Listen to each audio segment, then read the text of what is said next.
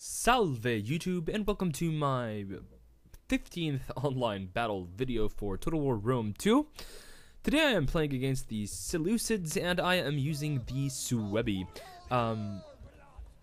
So this is the 15th battle that I want to show to you guys, and we're going to go ahead and look at a standard Seleucid army, or at least the Seleucid armies that I have been seeing a lot of in patch 5, and the kind of builds that the Seleucid armies bring. A lot of people have been saying that the Seleucids are a little bit overpowered, but I beg to differ, and the reason is very simple, guys. The Seleucid units are simply not very cost effective.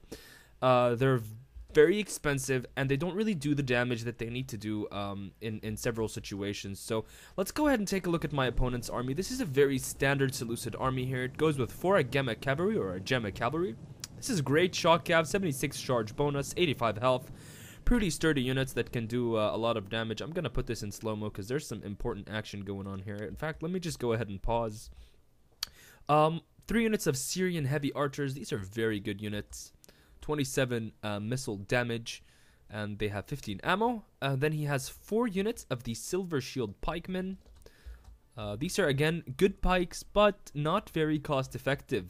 Seleucid armies that succeed are Seleucid armies that are able to bring a few elite units, or a couple of elite units, and then support with the rest of the Seleucid lineup, which isn't what my opponent is doing here.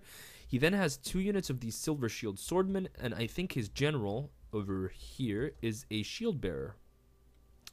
Where is his general? There's his general. Yep, there it is. It's the shield bearer. So let's go ahead and play. I'm using the Suebi build that was passed down to me by my good clanmate and buddy Achilles. Army has 6 units of swordmasters, 2 berserkers, 3 longbow hunters, 3 noble riders, and 1 unit of this Germanic scout rider. Now the premise of my army is that I need to have the cavalry engagement happen close to my lines. As you can see here, I'm baiting my opponent very well with my cavalry, but he's going to actually see this and pull back. In the meanwhile, I'm pushing my main forces forward here. Here are my longbow hunters, and I make a mistake here. And the mistake is I notice that my opponent is using quick reload, or I think it's precision shot on his guys, and I don't reply. He also has a forest bonus because he's in the cover.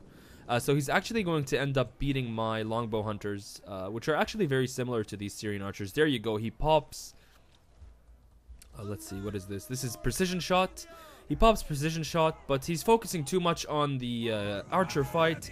I'm going to pull my horses back, and look, he's not really going to get a good charge off anywhere.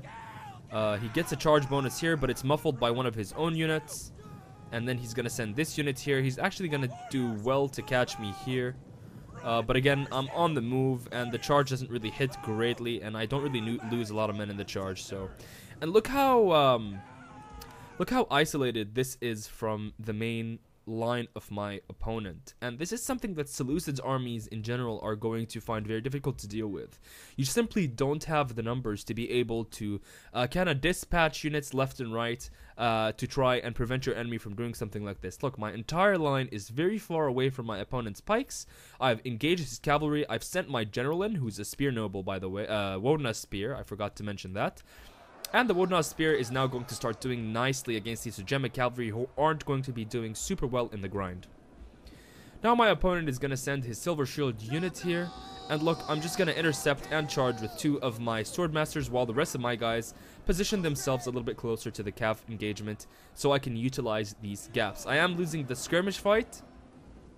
Over here, my berserkers, they are on the left flank here, one of them. And look, this 1 unit of berserkers is going to be more than a match against the silver shield swordsman, and we'll keep checking back in with them. But back into the main cavalry fight, guys, you can see that my noble cav have been doing very well. I also bring a warrior general, so I am doing intimidate on this guy, this Agema cavalry here. That's going to have them rout very soon.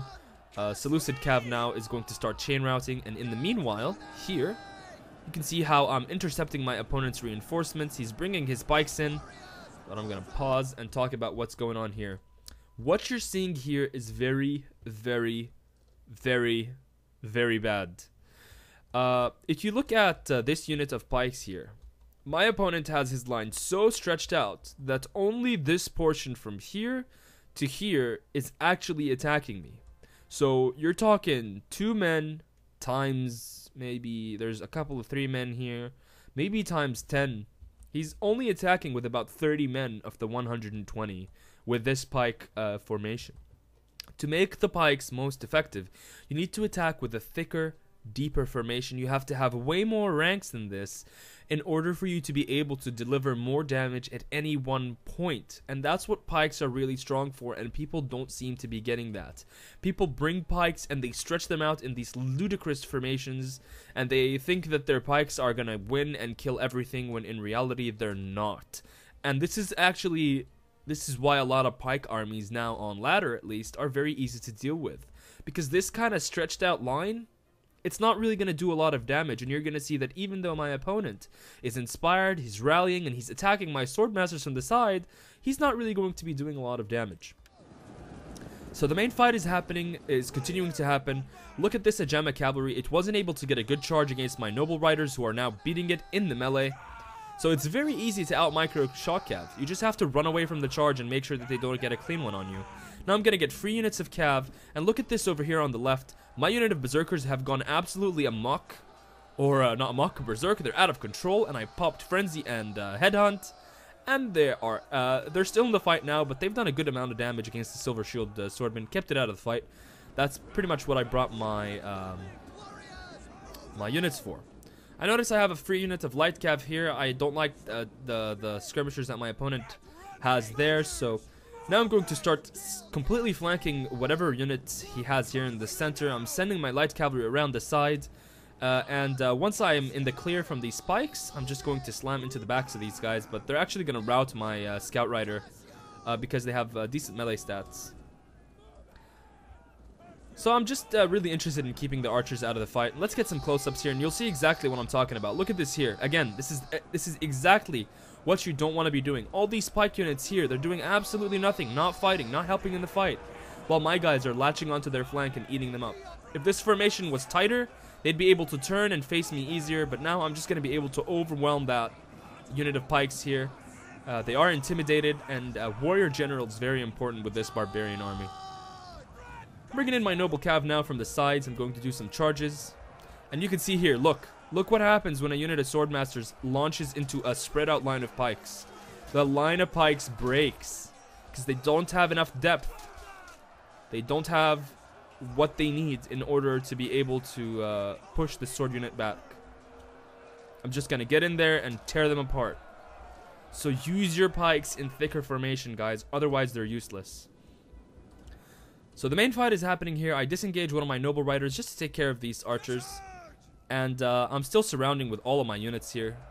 And these pikes, they're starting to do good damage against the frontal. See, this pike unit now, look how it's been eaten up from the side. And these units that weren't doing anything now, they're just getting attacked from the flank. And that happened in many places in this battle. Look, it's happening here as well. So please, please, please, guys, the point of this video is, 1, Seleucid armies are not very difficult to deal with. They simply aren't numerous enough. They don't have enough men to back up their what appears to be superiority, but when you look at it objectively, they don't really have units that are that cost effective. My swordmasters, I can bring more swordmasters, I can bring berserkers, I can bring more support. You can see how I just outmuscled and outnumbered my opponent there in that on his left flank, on my right flank. And the second very important point for you guys to take away from this battle is to use your pikes in a more deeper formation. You want at least 4 or 5 ranks of pikes poking at the enemy at once.